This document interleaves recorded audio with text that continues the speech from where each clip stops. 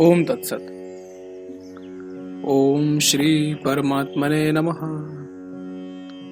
ओम श्री गुरुवे नमः। सिद्धों के उपदेश को सुनकर राजा जनक का एकांत में स्थित हो संसार की नश्वरता एवं आत्मा के विवेक विज्ञान को सूचित करने वाले अपने आंतरिक उद्गार एवं निश्चय को प्रकट करना। श्री वशिष्ठ जी कहते हैं,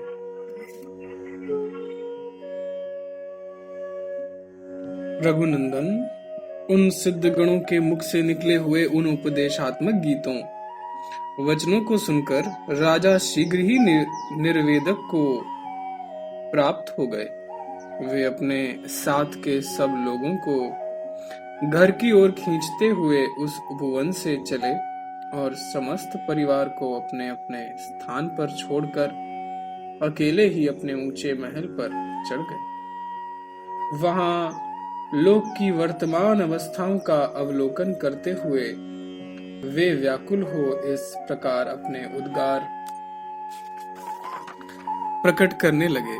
हाय, बड़े दुख की बात है कि जन्म, जरा, रोग और मरण आदि के कारण समस्त लोगों की जो अत्यंत कष्टप्रद चंचल दशाएं हैं, उन्हीं में मैं बलपूर्वक लोटपोट रहा हूं।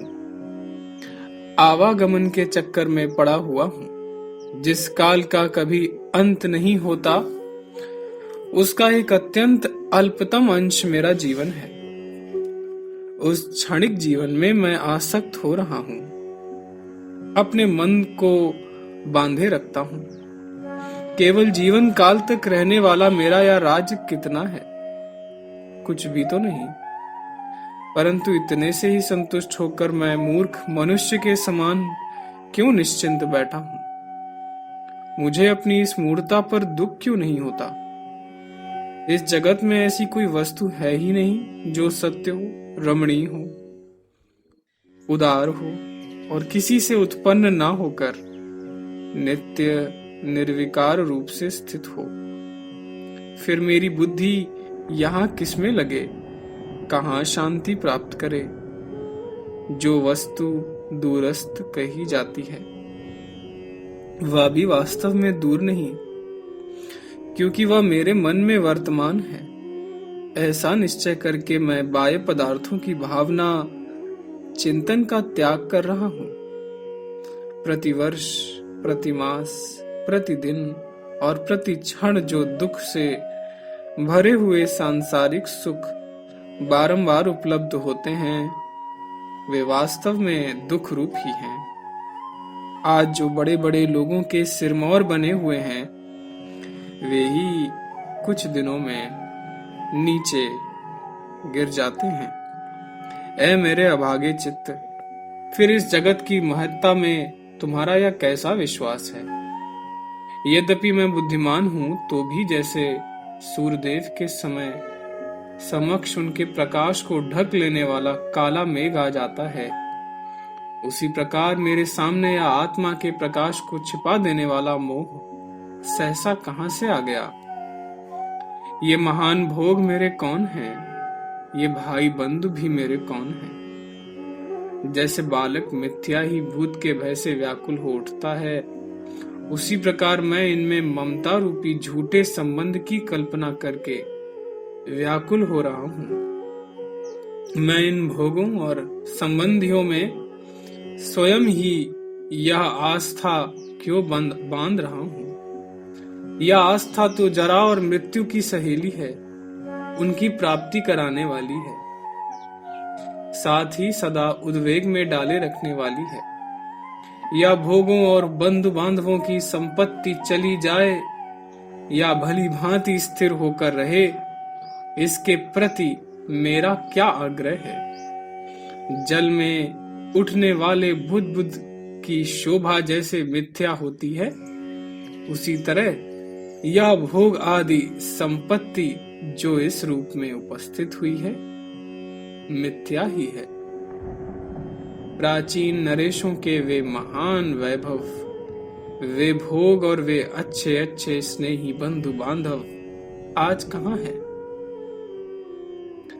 वे सब इस समय स्मृति पथ को प्राप्त हो गए हैं। अब उनका केवल स्मरण मात्र यहाँ शेष रह गया है। वे स्वरूपता विद्यमान नहीं है। इस दृष्टांत को सामने रखते हुए वर्तमान भोग आदि संपत्ति पर भी क्या आस्था हो सकती है? पूर्ववर्ती भूमिपालों के वे धन कहाँ हैं? पूर्व कल्पों में ब्रह्मा जी ने जिनकी सृष्टि की थी, वे जगत कहाँ चले गए? जब पहले का सब कुछ नष्ट हो गया, तब आज के इन वैभव भोगों पर मेरा या कैसा विश्वास है? जैसे जल में अनंत बुदबुद उठते और विलीन होते हैं, उसी तरह लाखों इंद्र काल के गाल में चले गए तो भी मैं इस जीवन में आस्था बांधे बैठा हूं। साधु पुरुष मेरी इस मूर्खता पर हंसेंगे। करोड़ों ब्रह्मा चले गए, कितनी ही सृष्टि परंपराएं आईं और चली गईं। असंख्य भूपाल धूल के समान उड़ गए। फिर मेरे इस तुच्छ जीवन पर क्या आस्था हो सकती है? यह, वह और मैं, यह तीन प्रकार की कल्पना असत्य रूप ही है। अहंकार रूपी पिशाच से ग्रस्त हुए मनुष्य की भांति मैं क्यों अब तक मूर्ख के समान विचार शून्य होकर बैठा रहा? मैं इस व्याप्त हुई काल की सूक्ष्म रेखा से प्रति क्षण नष्ट होने वाली अपनी आयु को देखता हुआ भी नहीं देखता। यद्यपि दिन पर दिन निरंतर अब भी आते जाते रहते हैं, फिर भी आज तक एक दिन भी ऐसा नहीं देखा जिसमें मुझे नित्य एक सत्य परमात्म वस्तु का साक्षात्कार हुआ हो। मैं कष्ट से भी अत्यंत कष्ट को प्राप्त हुआ। एक दुख से दूसरे महान दुख में फंसता गया, परंतु आज भी इस जगत के भोगों से विरक्त नहीं हुआ। जिन जिन सुंदर वस्तुओं में मैंने दृढ़ता पूर्वक स्नेह बांधा, वे सब की सब नष्ट होती दिखाई दी। फिर इस संसार में उत्तम वस्तु क्या है? मनुष्य जगत के जिन जिन पदार्थों में आस्था बांधता है, विश्वास करता है, उन पदार्थों में उस मनुष्य के दुख का प्रादुर्भाव बारंबार देखा गया है। मूढ़ मनुष्य बाल अवस्था में एकमात्र अज्ञान से पीड़ित रहता है, युवा अवस्था में कामदेव के बाणों से घायल रहता है, तथा अंतिम अवस्था में स्त्री आदि कुटुंब के पालन पोषण की चिंता से जलता रहता है। भला अपने उद्धार का साधन वह कब करे? दुर्बुद्धि पुरुष इस उत्पत्ति विनाशशील, रसहीन, विषम दुर्दशाओं से दूषित तथा असार संसार में क्या सार वस्तु देख रहा है? कोई सामर्थ्यशाली पुरुष राजसूय और अश्वमेध आदि सैकड़ों यज्ञों का अनुष्ठान करके भी अधिक से अधिक महाकल्प पर्यंत उपभोग में आने वाले स्वर्ग को ही पाता है, जो महाकाल की दृष्टि से उसका एक अत्यंत अल्पतम अंश है। स्वर्ग से अधिक जो अनंत नित्य विज्ञान आनंद घन ब्रह्म है, उसकी प्राप्ति उसे नहीं होती। कौन सा वह स्वर्ग है और इस पृथ्वी पर या पाताल में कौन सा ऐसा प्रदेश है जहां दुष्ट भ्रमरियों की भांति ये आपत्तियां जीव को अभिभूत नहीं करती? ये आंधियां अपने ही चित्त रूपी बिल में रहने वाले सर्प हैं, और ये व्याधियां शरीर रूपी स्थल के खुदे हुए क्षुद्र जलाशय हैं। इनका निवारण कैसे किया जा सकता है? सत वर्तमान कालिक दृश्य के सिर पर विनाशशीलता बैठी है। रमणीय पदार्थों के मस्तक पर अरम्यता विराज रही है और सुखों के माथे पर दुख चढ़े हुए हैं। भला इनमें कौन सी ऐसी एकमात्र सत्य वस्तु है जिसका मैं आश्रय लूं? तात्पर्य यह कि ये सभी वस्तुएं मिथ्या हैं। अज्ञान से मोहित क्षुद्र प्राणी जन्म लेते और मरते हैं। यह पृथ्वी उन्हीं लोगों से ठसाठस भरी है जो साधुओं से भी बढ़कर साधु हैं। ऐसे महापुरुष इस संसार में दुर्लभ हैं।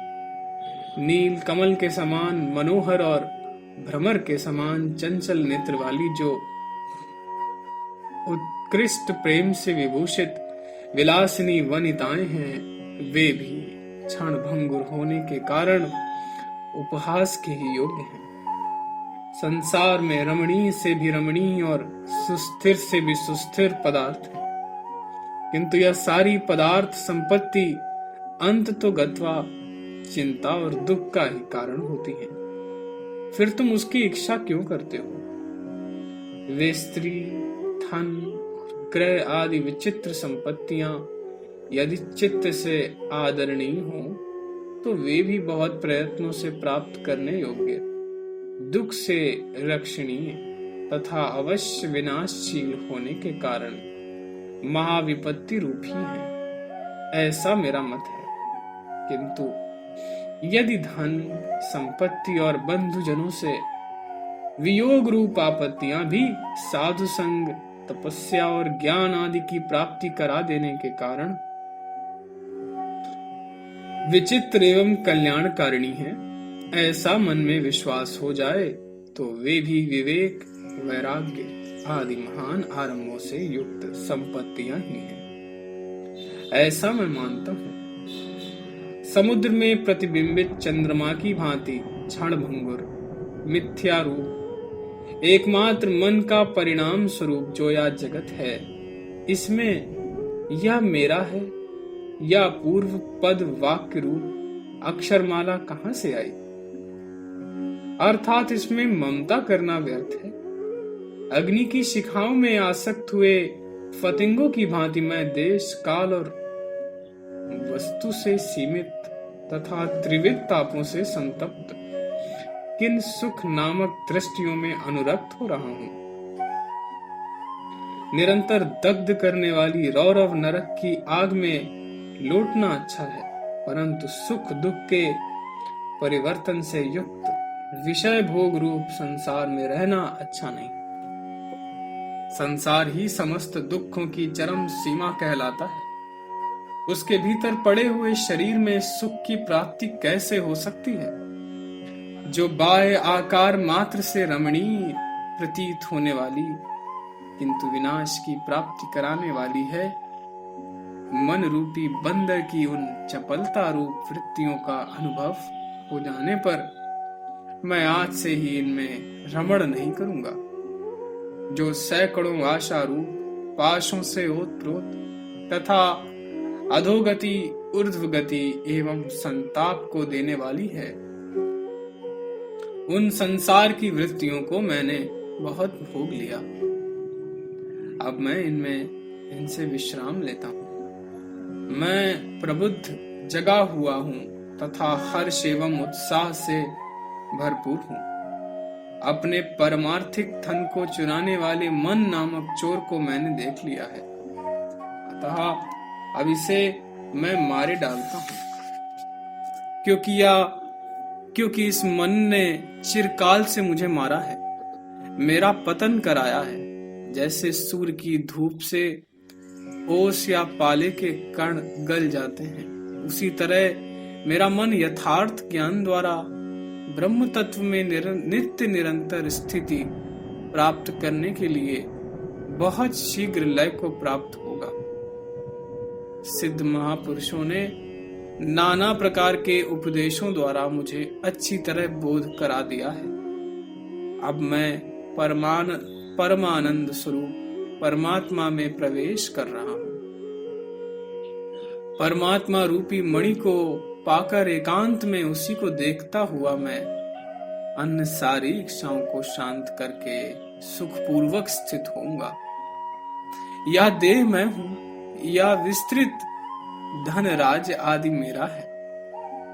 इस प्रकार अंतःकरण में स्फुरित हुए असत्य रूप का यथार्थ ज्ञान के द्वारा नाश करके अत्यंत बलशाली मन रूपी शत्रु को ध्यान के अभ्यास से अच्छी तरह मारकर मैं अतिशय शांति को प्राप्त हो रहा हूं। ओम तत्सत, ओम तत्सत, ओम तत्सत।